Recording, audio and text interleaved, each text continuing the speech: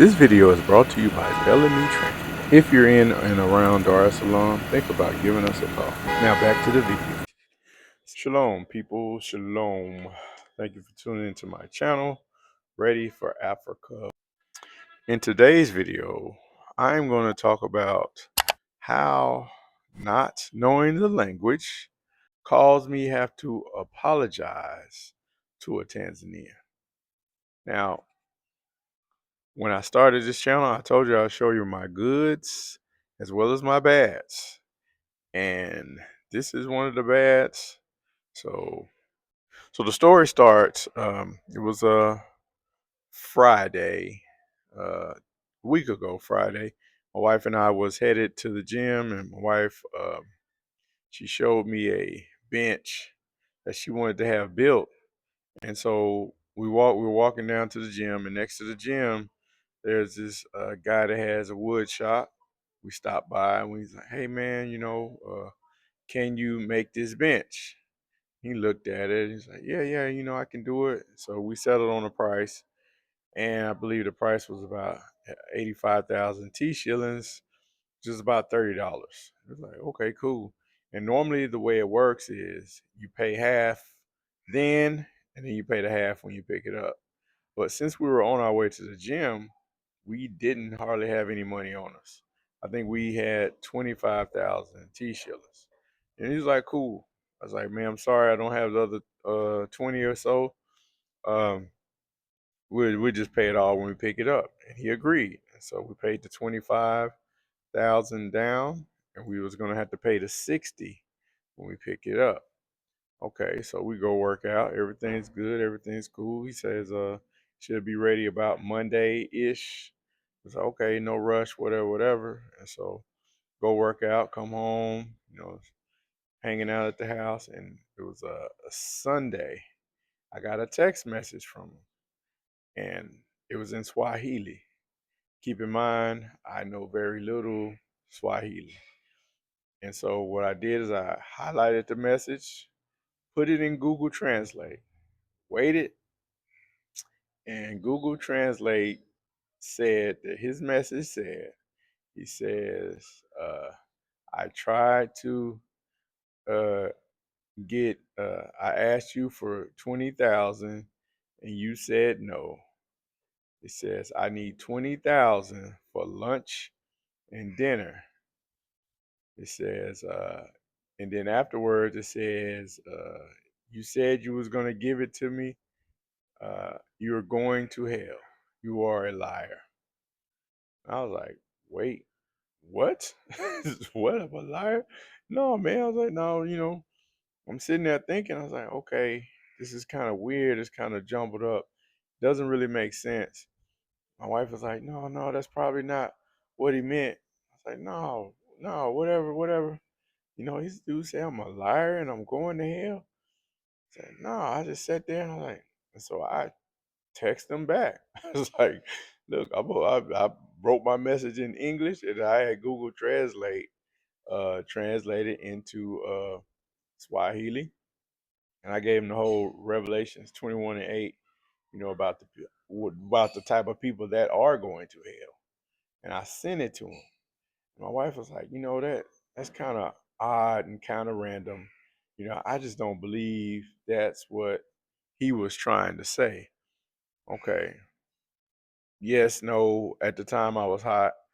You know, I could. Well, let's back up. Something I haven't said since I've been here is when you come here, if you come here or whatever, whenever you come to a foreign country, um, people, no matter how many good people you meet, you always meet some of the bad. Let's say you meet 1,000 really good people, really honest, but you meet 50 that just rub you the wrong way. The thing is, it's those 50 that rub you the wrong way that is gonna that's gonna have a lasting impression. Yeah, that's my son right there. He's just goofing off. Hey, let me finish my video, sir. So like I was saying, um, it's a small percentage of negative that you tend to not forget about, and that tend to put an impression on you. And so thinking about that, and this is just a quick story, real quick. My wife, goes to this mall. We've been going there for, since we've been here. And there's this security guard. He's always been really nice, whatever, whatever. Really nice guy.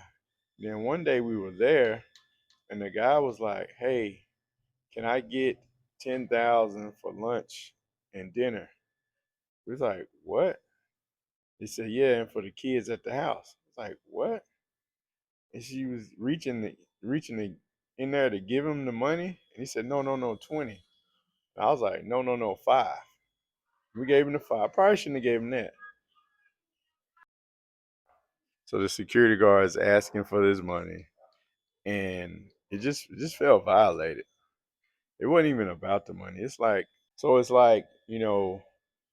he setting us up the whole time? Was his kindness really genuine? It's things like that that just kind of leave an impression on you. And, regardless of the thousands of people, I say thousands, hundreds of people that have done you right, um, is those guys that stick out. I can remember a couple of times where the price was 1,400, and not hearing them correctly, I was trying to pay 14,000. 10 times, of what? Not 10 times, but paying more, way more than what the actual price was. And the thing is people like that that leave an impression on you, regardless of the hundreds of people that have done you right. The hundreds of people that have steered you in the right direction and looked out for you. And I believe that the majority of the people over here are like that. You know, they're not trying to get over. They're not trying to scam. It's just the scammers stick out.